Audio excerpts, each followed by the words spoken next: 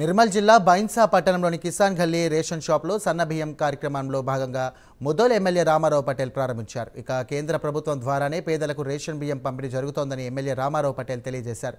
కేంద్రం రేషన్ పంపిణీలో భాగంగా కిలో బియ్యానికి 39 రూపాయలు చెల్లిస్తోందని తెలియజేశారు. ఈ సందర్భంగా రేషన్ డీలర్ల సమస్యలు ప్రభుత్వ దృష్టికి తీసుకువెళ్తానని ఎమ్మెల్యే రామారావు పటేల్ రేషన్ డీలర్ల వినతి పత్రాన్ని స్వీకరించారు. చట్టసభలో రేవంత్ రెడ్డి గారు చెప్పడం గమనార్హం. ఎందుకంటే రైతే రాజ్యం అంటారు.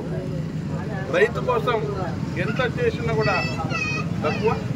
దానికోసం రేవంత్ రెడ్డి గారికి చట్టసభలో కూడా మేము చెప్పాము. ఇంకా కూడా రైతుల తరఫున రుణమాఫీ అందరికీ చేయాలి. రైతు బంధు ఏదైతే ఉంది ఎకరానికి 5,000 10,000 ఇచ్చేసి 12,000 ఇస్తున్నారు. సంతోషం. 2,000 రూపాయలు పెంచిండు. కానీ అది కూడా 2-3 ఎకరాలకే ఇచ్చిండు. గడమకి ఇంకా డిస్ట్రిబ్యూషన్ కాలే.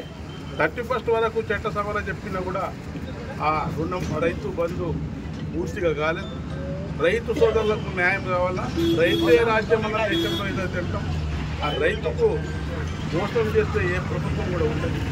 అదేవిధంగా ఈరోజు గరీబ్ వాళ్ళు వైట్ కార్డు వాళ్ళు